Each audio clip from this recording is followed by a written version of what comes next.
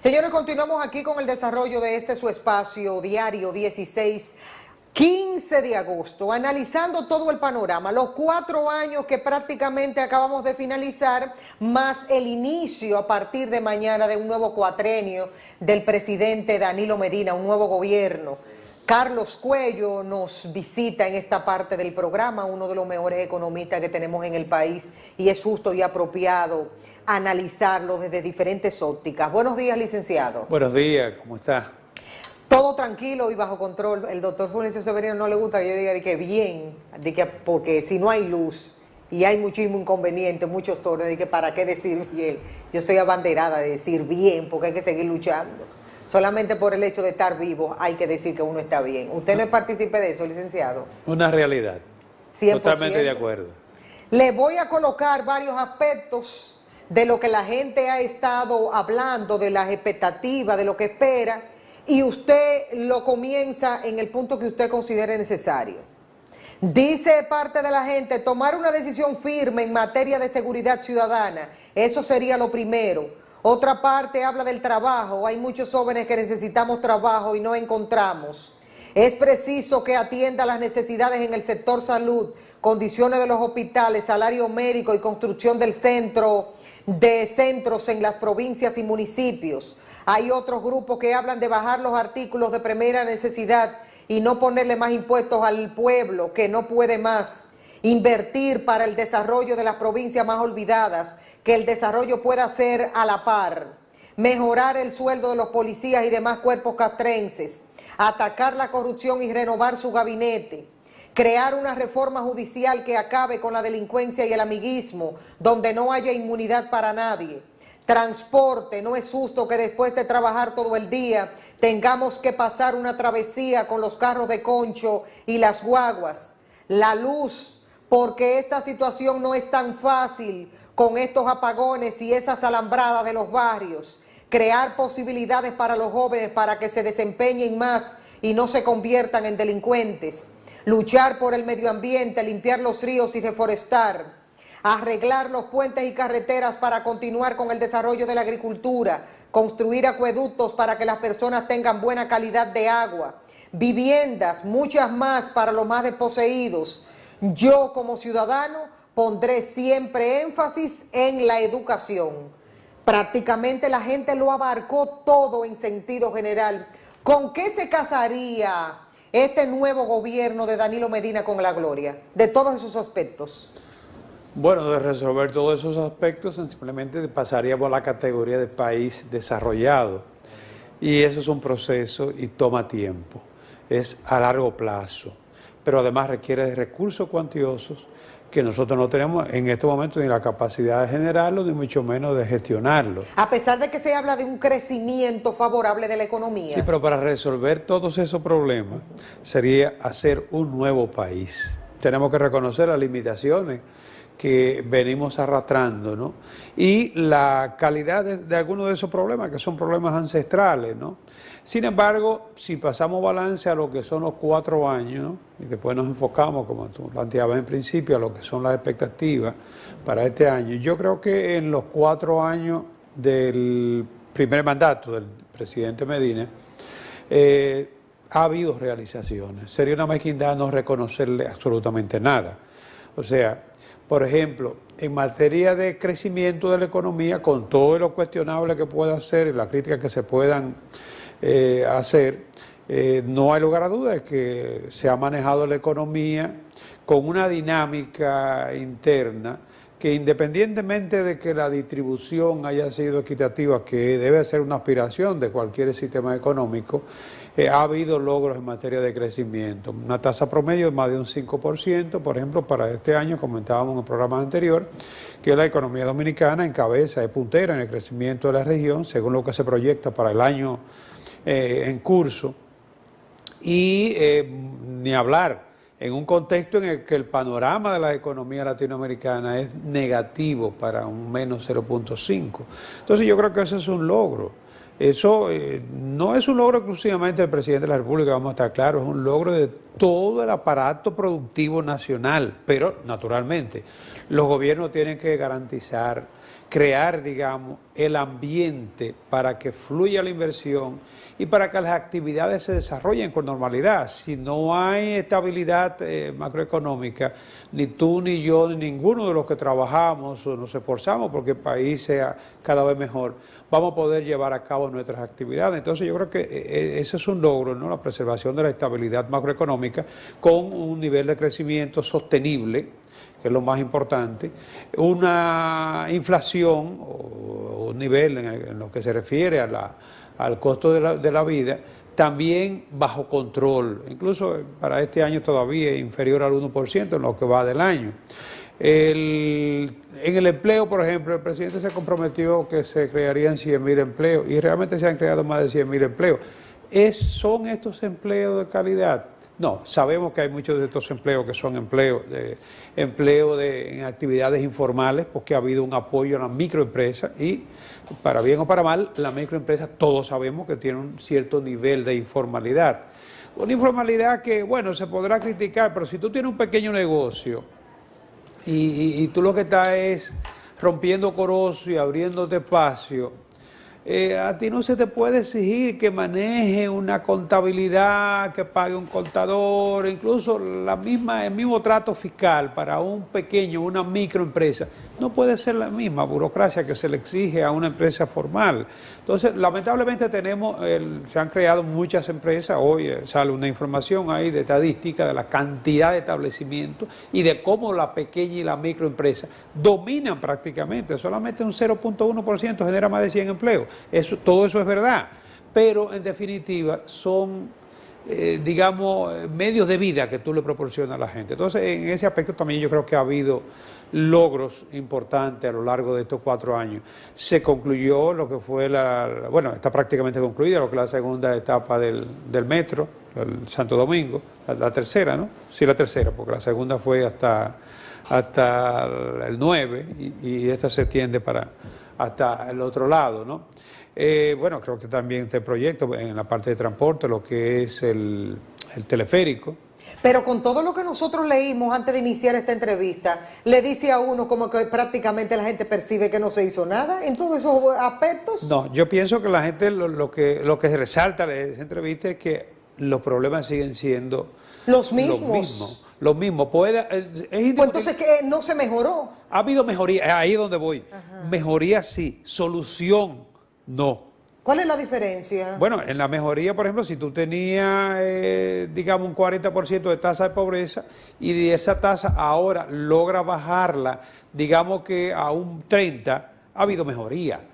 Que todavía ese 30 nos sitúa por encima de lo que es la media o de lo que eran los objetivos planteados o el compromiso que se asumió, eso es otra cosa. Entonces, pero mejoría ha habido.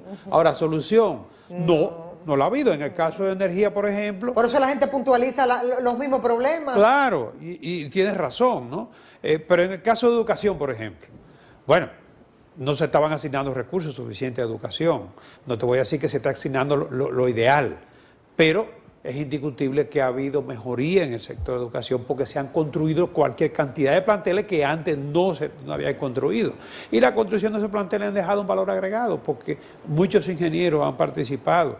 Que no se le haya cumplido a todos, pero no quiere decir que a ninguno. ¿Podríamos nosotros decir, usted que tiene tanta experiencia, que es economista, este es un gobierno que está quebrado? No, yo no creo que el país esté quebrado. Sí es cierto que el modelo económico debe ser reorientado. No digo que de inmediato, así, no digo que de shock, pero sí debe ser reorientado porque hasta ahora todos esos logros se han llevado a cabo con mucha estrechez financiera por parte del gobierno. ¿Y cómo el gobierno ha suplido esa estrechez financiera? Bueno, el gobierno lo que ha hecho es endeudarse. O sea, el nivel de endeudamiento, y esa es una de las sombras, si se quiere, se ha ido elevando y es una de las críticas que permanentemente se le hace. No es que tengamos un nivel alarmante de endeudamiento, porque si tú comparas el coeficiente de deuda nuestro, todavía está por debajo de un 50%, y claro, lo ideal no es que nos situemos o nos veamos en el escenario de Grecia o de cualquier país de eso, ¿no? Pero el gobierno ha tenido que acudir con frecuencia al endeudamiento. Entonces, ese nivel de ese modelo económico sobre la base financiera de crecimiento con deuda tiene su riesgo. Y yo creo que es una de las partes que el gobierno necesariamente tiene que reenfocar, ¿no?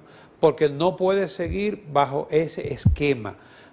Precisamente se está planteando lo que es la reforma fiscal, o el gobierno, como ya hemos dicho en reiteradas ocasiones, asigna mejor los recursos que están ingresándole, o lo financia con deuda, que ya dijimos que ese camino hay que cortarlo, o mejora los ingresos. Ajá. Ok. O gasta menos o ingresa más. Ajá. Explíqueme los dos aspectos. En el caso de que gasta menos e ingresa más, ¿cómo podría lograrlo? Gastar menos implicaría lo mismo que está recibiendo, pero reorientar el gasto hacia aquellos sectores donde se logre un mejor rendimiento. Y por supuesto, en vez de tener una nómina tan supernumeraria, bajar un poco esas nóminas, o dispendiar menos recursos en actividades que todo el mundo sabe que son menos productivas que otras. O sea, asignar mejor los recursos, mejorar la calidad del gasto, ¿no? Sobre la base de que incluso con esos mismos ingresos se podrían hacer mejores cosas. Pero si el gobierno mantiene lo que es su estructura, va a requerir más ingresos para evitar ese cúmulo de endeudamiento. Y en ese caso, ¿de dónde saca ingresos? Y requerir más ingresos significaría más impuestos. ¿Pero dónde lo va a sacar? Obligatoriamente. Cuando tú quieres más ingresos, tú consigues más publicidad o te mueves más. Sí, claro. Pero cuando es el gobierno el que necesita más ingresos, lo que tiene que hacer simplemente es incrementar las recaudaciones. Y incrementar las recaudaciones implica, de alguna manera, impuestos. Y justamente está en debate una reforma. Estamos en el proceso de buscar el diálogo, el pacto, una reforma fiscal, precisamente para colocarle más impuestos actualmente, como está el país económicamente hablando, el ciudadano de a pie, el común y corriente, ¿qué implicaría? Porque ¿qué mejoría entonces vería ese ciudadano, ese pueblo, si tiene que pagar más de lo poquito que tiene? Mira, depende a quién le cobremos impuestos, porque si le cobramos impuestos a los que más pueden, a los que han acumulado riquezas. Entonces eso es justo en cualquier país del mundo, ¿no? Pero si le vamos a seguir cargando los impuestos justamente a los que menos pueden... Cuello, quiero hacerle una observación, porque aquí hay una confusión grande en eso. Esto es muy personal. Cobrarle impuestos de que al que más tiene es relativo. El que más tiene me lo va a cobrar a mí, que voy a sus negocios a comprar. Depende del tipo de impuestos, por eso te digo, si son impuestos indirectos, si son impuestos al consumo, totalmente de acuerdo contigo. O sea, el impuesto es a la gasolina, a los combustibles, a lo que tú comes, a los servicios. Sí. Entonces sí, pero tú puedes aplicar impuestos sobre la renta, sobre las utilidades, por ejemplo.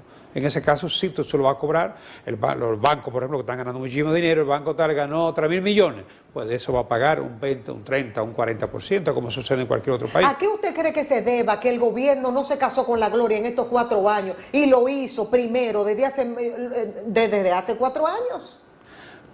Bueno, es que yo creo que se ha logrado avance. Casarse con la gloria implicaría... No, cobrarle de esa manera, de que a los que más pueden de esa forma cobrarle.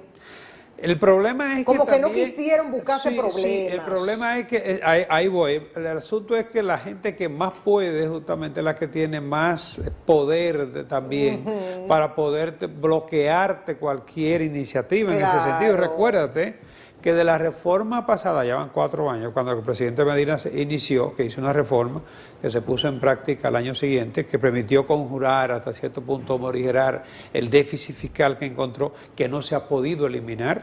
Obviamente que es un déficit más moderado, 2.8, 2.5, 2.4 para este año, pero hemos trabajado los 4 años del presidente Medina con déficit fiscal. Déficit, repito, moderado. Tan moderado que el presidente Medina no ha tenido necesidad de firmar con el Fondo Monetario Internacional, incluso pagó al Fondo Monetario Internacional por primera vez desde los años 70. Entonces, él se ha podido manejar hasta cierto punto, como te digo, ese crecimiento por esa vía. Pero la pregunta tuya, ¿por qué no se ha podido poner en práctica, digamos, lo que es ese impuesto? Mira, hace 4 años se aprobó un impuesto para la placa. Está ahí, y ese impuesto debe generar alrededor entre los 2 y 3 mil millones de pesos para el gobierno. ¿Por qué no se ha puesto en práctica? No es por el carro tuyo, el carro mío, que a lo mejor son vehículos utilitarios y no tienen por qué ser afectados. Pero de acuerdo con ese proyecto, los vehículos de lujo y superlujo, que hay muchísimos en la calle Santo Domingo, ¿no? Deberían pagar una placa diferenciada que llega creo que a los 10 mil o hasta los 20 mil pesos. No se ha puesto en práctica eso. ¿Por qué? Y está aprobado, que fue aprobada en la reforma pasada. Ese es un impuesto justo porque se grava los bienes de capital. El que tiene una propiedad que vale, qué sé yo, 30, 40 millones de pesos. Es porque tiene cuartos. Debe pagar entonces. O una villa en un sitio turístico, que no tengo nada en contra, que la pueda tener, que la tenga, pero debe pagar los impuestos. Entonces, si se agrava a quienes más tienen, si se aplica impuesto a los bienes de capital, olvídate, el que tiene una propiedad de 30, 40 millones es un activo y ese debe pagar más. Entonces, ese no nos afectaría ni a ti, ni a mí, ni a la población. Sí, pero entonces no se pone en práctica. Bueno, como quiere una complicación. Por el poder que tiene, la influencia que tienen esos grupos. Sí. Entonces, lo que te digo, cualquier reforma fiscal que se ponga en práctica para que no afecte a los sectores de bajos ingresos, debe aplicarse a los que más pueden pagar. Desgraciadamente, y hay que reconocerlo, cuando se afecta a los que más pueden también, como quiera, el chiquito se ve, le impacta, porque el chiquito depende del grande. Entonces, si tú, por ejemplo, le aplicas muchos impuestos a las empresas, algunas dirían, por ejemplo, los incentivos, que son impuestos que se deja de pagar con el propósito de que esas empresas los reinviertan y se creen más oportunidades de empleo. Entonces, cuando se afecta el grande, también, desgraciadamente, el chiquito lo sufre. ¿Qué podríamos nosotros esperar como expectativa a partir del 17 de agosto de ahora? En cuanto económicamente hablando, de decisiones que tendría el gobierno que tomar, y si no lo hace, repercutiría de una u otra forma a partir del año 2017. Mira, el presidente Medina tiene a su favor el hecho de que ha venido manejando la economía con una relativa estabilidad a lo largo de estos 4 años. No es el gobierno que se inició en el año 2012, ya tiene una experiencia de Estado. Y yo pienso que construir sobre lo que ya se ha avanzado es un hándicap que él tiene a su favor. Ahora, en estos próximos 4 años yo creo que debe seguir mejorando, cambiando en algunos casos lo que es el esquema que se ha venido siguiendo. Yo te decía, el modelo es insostenible, para hasta cierto punto mejorar o conjurar lo que es el crecimiento económico. Solucionar de raíz los problemas no lo va a poder resolver. Por ejemplo, el problema eléctrico sabíamos que no lo iba a poder resolver, aunque se trazó la pauta de que lo iba a resolver, pero ya hemos visto en el caso eléctrico, por ejemplo, se enfocó por la parte de una planta de un combustible de menor demanda y en consecuencia en ese momento más económico, y al avanzar los trabajos casi terminada esa planta, resulta que ahora los combustibles, que ha sido uno de los grandes aliados del presidente Medina, el precio del barril de petróleo, lo ha ayudado bastante. No, es una bendición que hemos tenido, ¿no? Pero cuando se comenzó esa planta, tú recuerdas que el petróleo estaba en su punto alto, ¿no? Y el carbón, pues, es un combustible mucho más bajo costo. Sin embargo, la planta, con toda la crítica, ahorita ya la planta creo que el año pasado, el año que viene entrará en funcionamiento, pero eso no va a resolver después de raíz el problema eléctrico, porque hay unos problemas estructurales en el sector eléctrico que se están debatiendo ahora en el pacto eléctrico, ¿no? Que aunque tú tengas la capacidad de producción, no va a tener la solución al problema. Naturalmente, el problema antes era mucho más grave, porque antes teníamos apagones porque no había capacidad de producir la energía que requería el país y no había tampoco inversión en el sector. Entonces, hoy en día tú tienes un sector con una mejor estructura, pero no quiere decir que no sigan habiendo problemas, ¿no?, de logística en el sector. Entonces, en el caso de los hospitales, en el caso de la salud, por ejemplo, Yo creo que ha habido avances con muchas deficiencias en materia de seguridad social, porque antes no teníamos ni siquiera una seguridad social. Ayer vi que ya el presidente por fin pasó al Sistema Nacional de Salud todos los hospitales del Seguro Social. Esa era la seguridad social que nosotros teníamos, deficiente, con muchísimas limitaciones, que solo cubría creo que el 4% de los asegurados, y la mayoría igual a privada, tanto desordenada. Entonces, yo creo que a base de tumbo, a base de tropiezo, pero se han logrado algunos que otros avances. No sé si le va a poder asignar el 5% a salud, pero sí es evidente que debe seguir canalizando más recursos hacia el sector salud. Bueno, Cuello, lástima que se nos fuera el tiempo. Gracias por venir a compartir con nosotros. Gracias a ti por la invitación. Señores, qué bueno es terminar de esta manera. Mañana tenemos algo especial que compartir con todos ustedes, no se lo pierdan.